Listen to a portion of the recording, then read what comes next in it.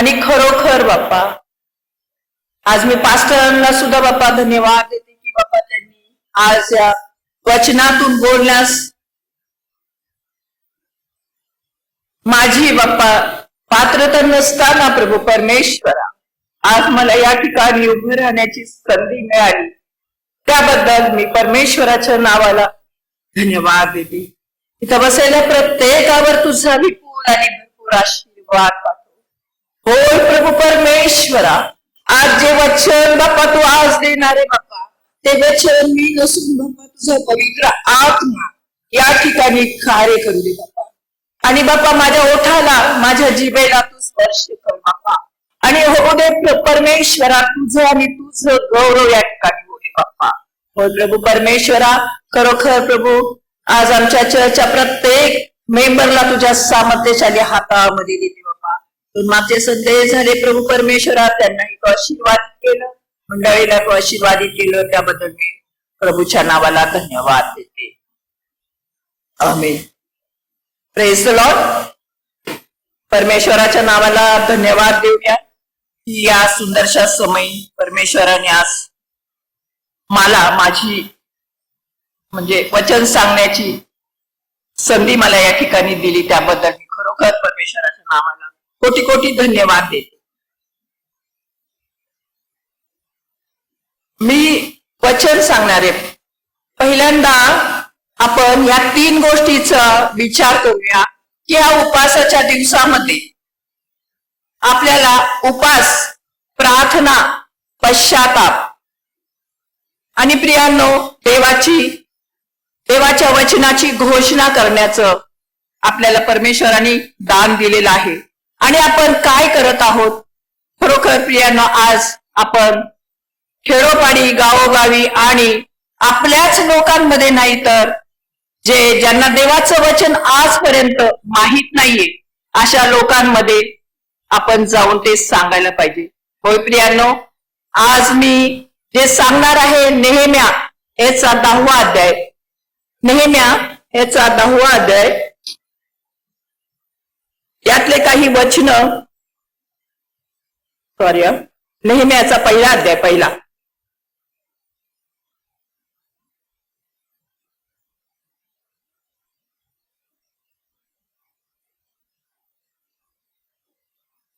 तेव्हा यरुशलेम येथे परमेश्वराचे मंदिर बांधण्यासाठी वरती जावयास देवाने त्याच्या मनास स्फूर्ती दिली. ते यहुदा व बन्यामीन यांच्या पितृकुळातले प्रमुख याजक व लेवी उठून सिद्ध झाले. त्यांच्या आसपास लोकांनी चांदीची पात्रे, सोन्याचे सामान सुमान, पशु व मौल्यवान वस्तू देऊन त्यास सहाय्य केले. याखेरीज लोकांनी ते स्वसंतोषाने दिले ते वेगळेच. नबुकदनेस्साराने परमेश्वराच्या मंदिराची जी पात्रे यरुशलेमहून आणून आपल्या दैवताच्या देवळात ठेवली होती, ती सर्व पारसाचा राजा कोरेश याने बाहेर काढली. पारसाचा राजा कोरेश याने ती मिश्रतात भांडारी यांच्या हस्ते बाहेर काढून यहुदाच्या सरदार पेलशरस त्यास मोजून दिली. आणि दुसऱ्या अध्यायाच्या 2ऱ्या वचनात जरुबाबेला बरोबर आले ते येहुशा, नेहेम्या, सराया, एर्या, मर्दखय. आज खरोखर यांच्यामध्ये परमेश्वराने नेहेम्याची निवड केली. प्रियांनो, आज नेहेम्याने जे यरुशलेमचे जे कोट होते ते बांधण्यास प्रियांनो त्यांनी सुरुवात. आज आमच्यातले जे तरुण लेकर आहेत, जवान आहेत, आणि खरोखर प्रियांनो आज ह्यांच्या द्वारे खरोखर प्रियांनो देवानी कार्य करावं म्हणून आपण सर्वांनी प्रार्थना करावी. आणि खरोखर आज मला आनंद वाटतो की ना आज आपल्या चर्च मधले तरुण लेकर खूपच पुढे गेलेले आहेत आणि देवाच्या वचनाचं ते कार्य करत आहेत. देवाच्या वचनाची ते घोषणा करत आहेत, देवाच्या वचनाचा अभ्यास करत आहेत आणि परमेश्वर त्यांच्यामध्ये कार्य करत आहे. मी नेहेम्याचं नेहम्याचा 10वा अध्याय.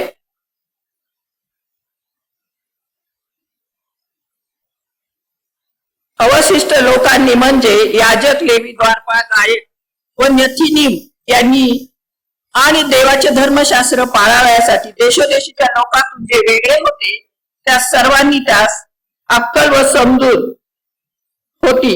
आपल्या स्त्रिया, पुत्र, कन्यासह आपले भाऊबंद व महाराज, महाजन यांच्याशी एक चित्त होऊन आणभाग केली. जे नियमशास्त्र देवाच्या सेवक मोशे याच्या द्वारे देण्यात आले त्याप्रमाणे आम्ही वर्तू आणि आमचा प्रभू परमेश्वर याच्या सर्व आज्ञा, निर्णय व नियम लक्षपूर्वक पाळू. आज प्रियानो, आज आपल्याला देवाच्या आज्ञा आणि नियम पाळण्यास परमेश्वराने सांगितलेले. तर आज आपण कुठे आहोत? नियम पाळायचे. आज ज्या वेळेस पालक साहेब दर रविवारी जे संदेश, इतर पालक सुद्धा बाहेरून येतात, ते सुद्धा संदेश सांगतात आणि पश्चातापाविषयी, क्षमेविषयी संदेश सांगतात. परंतु प्रियांनो, आज आम्ही त्याप्रमाणे वागतो का? आज खरोखर प्रियांनो मला बोलावं असं वाटतं की आज आपल्याकडे लीनता, नम्रता या उपासाच्या दिवसात नेहम्याने आणि एजराने खरोखर प्रियांनो जे कामं केली, उपास, प्रार्थना. नेहम्याने सुद्धा अहाबातीरी जाऊन उपास केले आणि आपल्या लोकांच्यासाठी नाही तर खरोखर प्रियांनो त्यांनी उपास आणि प्रार्थना केल्या. तसेच पश्चाताप फार महत्वाचा आहे प्रियांनो. आज आपण मार्क 6:12, येशूने हे जग सोडून जात असताना त्याच्या शिष्यांना कोणती सूचना दिली? तो म्हणाला की सर्व राष्ट्रांना त्याच्या नावाने पश्चाताप व पाप क्षमा घोषित करण्यात यावी. आज पाप क्षमा, आपल्या पापाची क्षमा व्हायला पाहिजे. ज्या वेळेस आम्ही पश्चाताप करतो त्याच वेळेस प्रियांनो आमची क्षमा होती. आज एकमेकाविषयी जे प्रेम आपण दाखवायला पाहिजे ते आपण दाखवायला पाहिजे.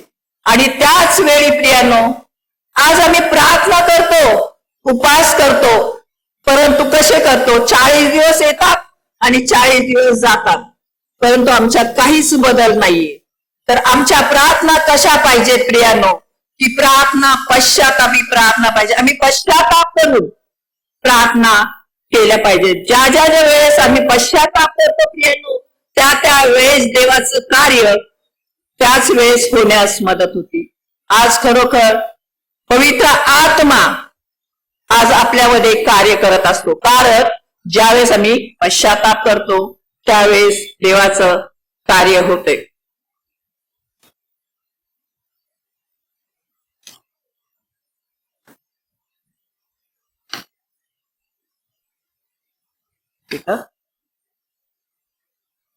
ख्रिस्ती धर्मात पश्चातापाला अतिशय महत्व आहे. पश्चातापाचे महत्व पवित्र शास्त्र पटून सांगते की आध्यात्मिक जीवनाच्या वाढीसाठी जी आध्यात्मिक शिडी आहे तिची पहिली पायरी म्हणजे पश्चाताप. म्हणजे दिव्य योजनेद्वारे अंतःकरणात पेटलेली खात्री. आज आपल्याला खात्री व्हायला पाहिजे प्रियांनो की आम्ही खरोखर पश्चाताप केलाय का आणि देवाचं कार्य त्याद्वारे होतंय का, हे आज आम्ही स्वतःला विचारलं पाहिजे, स्वतःला तपासलं पाहिजे की आज आम्ही कुठे आहोत. आज आमच्या स्वतःच मुख आरशात पाहायला पाहिजे की आम्ही कसे आहोत आणि आम्ही स्वतःच निरीक्षण करायला पाहिजे की पश्चातापाची आपल्याला फार गरज आहे. देवासमोर आपला आत्मा दोषी आहे ही तीव्र जाणीव होणे महत्वाचे आहे. देवासमोर आपला आत्मा दोषी आहे ही तीव्र जाणीव होणे महत्वाचे आहे. आणि पापापासून दूर पडणे व मागे फिरणे आणि देवाने दिलेले तारणाचा स्वीकार करणे. ज्या वेळेस आम्ही पश्चाताप करतो त्याच वेळेस तारण आमचं होतं प्रियांनो. आणि इरम्या 8:20 मध्ये सांगितलं, सुगीच तरली, हंगाम आटोपला, पण आमचे तारण झाले नाही. ज्यावेळेस आमचे तारण होते, पश्चाताप केल्यानंतरच आमचे तारण होते प्रियानो. आणि यावेळेस तारणाचे दिवस, आज जगामध्ये कितीतरी युद्ध चाललेले, आज त्यांच्यासाठी आम्ही प्रार्थना करायला पाहिजे. ज्यावेळेस आमचे तारण झाले तर आमच्या प्रार्थनेचे उत्तर परमेश्वर खरोखर देतोच. आणि आम्ही पश्चातापी प्रार्थना केली तर खरोखर परमेश्वर त्या प्रार्थनेचे उत्तर देणं. पश्चातापाबरोबर उपासाची व ह्या दोन्ही बरोबर प्रार्थनेची जोडी असेल तर त्या बात आहे. पश्चातापाबरोबर प्रार्थना आणि उपास 40 दिवसातच नाही प्रियांनो, आम्ही केव्हाही उपास करू शकतो. की आज एखादा व्यक्ती आजारी असेल, त्याच्यासाठी आम्ही प्रार्थना करावी, त्याला बरे वाटण्यासाठी आम्ही प्रार्थना करावी, तर आमची प्रार्थना त्यावेळेस परमेश्वर ऐकतो. निनवेतील लोकांनी जेव्हा योनाचा संदेश ऐकला, 40 दिवसाचा अवकाश आहे, निनवे धुळीस मिळेल, तेव्हा निनवेतील लोकांनी देवावर श्रद्धा ठेवली आणि ज्येष्ठापासून कनिष्ठापर्यंत सर्वांनी गोंताट नेसले. निनवेच्या राजासह जेव्हा हे वर्तमान कळले, तेव्हा त्याने आपले आसन सोडले व आपल्या अंगातला झगा काढून गोंताट नेसून राखेत बसला. निनवेतला राजा सुद्धा प्रियानो आज योनाचा संदेश ऐकून राखेत बसला आणि गुरेढोरे, शेरडे, मेंढरे काही खाऊ नये, कोणी पाणी पिऊ नये व मोठ्याने परमेश्वराचा धावा करायला पाहिजे.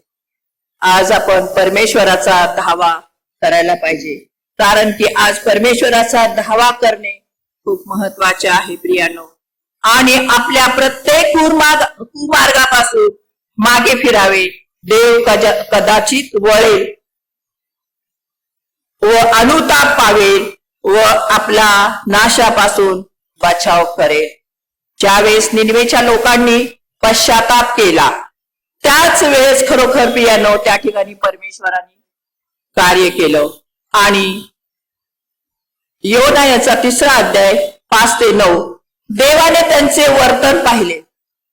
आज आपल्या वर्तनाकडे परमेश्वराचे नेत्र असतात प्रियानो. आज आपलं वर्तन कसं आहे? आज आपण फक्त बाहेरूनच चांगलं दिसायला नाही पाहिजे प्रियानो. आज आम्ही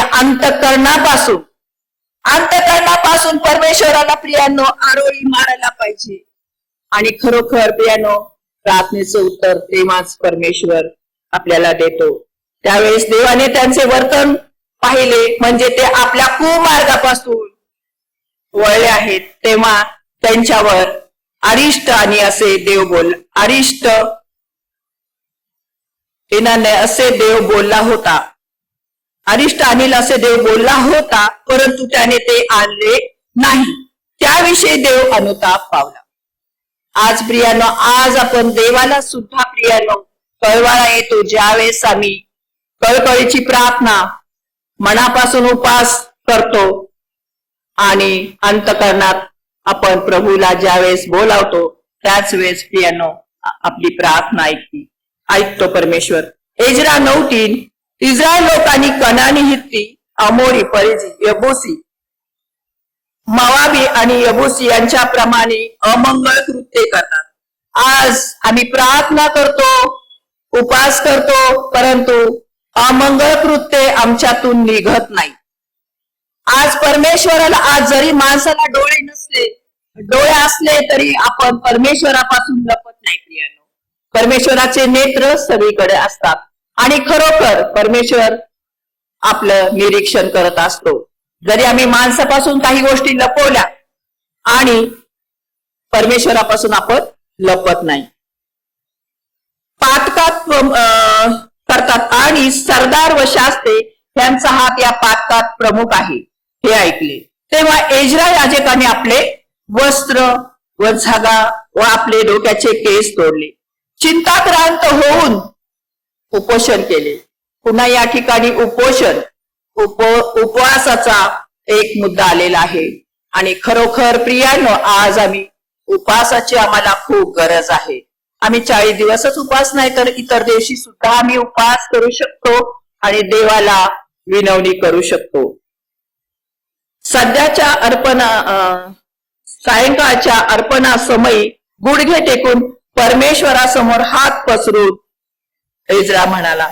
इसवी सन 445 मध्ये पार्शियाचा राजा अर्थहर्षाने यरुशलेमेचे तट पुन्हा बांधण्यास मदत करण्यासाठी नेहम्याला पाठवलं. हा भरोशाचा माणूस, नेहम्या भरोशाचा माणूस होता. आज प्रियानो, आज आम्ही भरोशाच्या माणसाला बघून पाठवायला पाहिजे. आज आमच्यामध्ये कुठले लोक भरोशाचे आहेत ते प्रियानो आज आम्हाला कळायला पाहिजे की कोणता माणूस भरोशाचा आहे आणि त्याच्यावर आपली कामगिरी सोपवायला पाहिजे. प्रियानो, आज यरुशलेमेचे तट पुन्हा बांधण्यास मदत करण्यासाठी नेहम्याला पाठवले. नेहम्या हा भरोशाचा माणूस अधिकारी होता. आज आमच्यामध्ये भरोशाचे अधिकारी सेवक आहेत. आज भरोशाचे लोक पाहिजेत देवाला आणि असे लोक देव निवडतो आणि त्यांच्याकडून आपली कामगिरी करून घेतो. प्रियानो, खरोखर आज नेहम्या, एज्रा आणि योना, यात दानिएल सुद्धा, दानिएलचा 9वा अध्यायामध्ये एज्रा, नेहम्या, दानिएल ह्या सर्व पुस्तकात 9व्या अध्यायाच्या विषयी संजीवनाशी संजीवन यायला पाहिजे. आज महत्वाचं प्रियानो, देवाचं संजीवन आहे का? आज ज्या वेळेस देवाचं संजीवन येतं आणि त्याच वेळेस परमेश्वर त्याच्या आत्म्याने काम करत असतो. परमेश्वराचा आत्मा ज्या वेळेस संजीवन येतं त्यावेळेस परमेश्वराचा आत्मा उतरून कार्य करत असतो. होय प्रियानो, आज आपल्याला संजीवनाची सुद्धा गरज आहे, पवित्र आत्म्याची गरज आहे. संजीवन ह्या शब्दाचा अर्थ पाहूया. बऱ्याचदा या शब्दाविषयी गैरसमज असतात.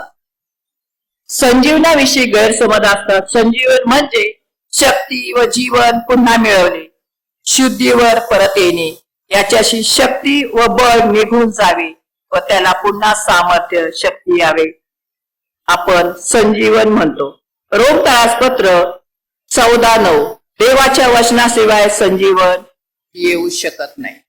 आज देवाच्या वचनाशिवाय प्रियानो, ज्या ज्या वेळेस आम्ही देवाचं वचन ग्रहण करतो आणि त्याप्रमाणे वागतो त्यावेळेस आमच्यामध्ये संजीवनाची लाट येते. प्रियानो, आज संजीवन कोणाकडे येतं? ज्या ज्या वेळेस आपण बघतो पेंटिकॉसच्या 2ऱ्या अध्यायामध्ये प्रियानो संजीवन आलेलं आहे आणि त्यावेळेस प्रत्येकावर अग्नीच्या झिवा पडलेल्या आहेत. आज संजीवनाची लाट येण्यासाठी आज आपण प्रत्येकाने प्रयत्न करायला पाहिजे. होय प्रियानो, आज या वचनाद्वारे परमेश्वर आपल्या सर्वांना आशीर्वादित करो. आमीन.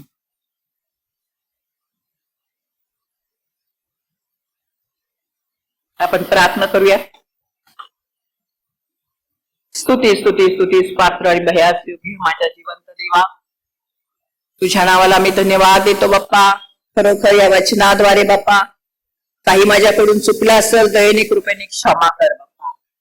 आणि खरोखर प्रभू परमेश्वरा, आज आम्हाला पश्चातापाची, उपासाची आणि संजीवनाची गरज आहे बाप्पा. संजीवन कसं येतं हे आम्हाला कळायला पाहिजे बाप्पा. आम्ही अंतकरणापासून तुला आरोळी मारली पाहिजे बाप्पा. आणि आमच्या अंतकरणाची आरोळी बाप्पा, कितीतरी रोगी बरे होतात, कितीतरी बाप्पा भूतग्रस्त बरे होतात. आज संजीवनाची गरज आहे आणि आज आम्ही खरोखर त्यासाठी आम्ही झटावं म्हणून तो आम्हा प्रत्येकाचा, या ठिकाणी बसलेल्या प्रत्येकाला बाप्पा तुझ्या पवित्र आत्म्याचा वर्षा होऊ दे बाप्पा, पवित्र आत्म्याचा स्पर्श होऊ दे बाप्पा. आणि खरोखर तुझ्या पवित्र अग्नीने प्रत्येकाला भरून जाऊ दे. प्रभू येशूच्या नावात प्रार्थना केली म्हणून तुम्ही ऐका. आमेन.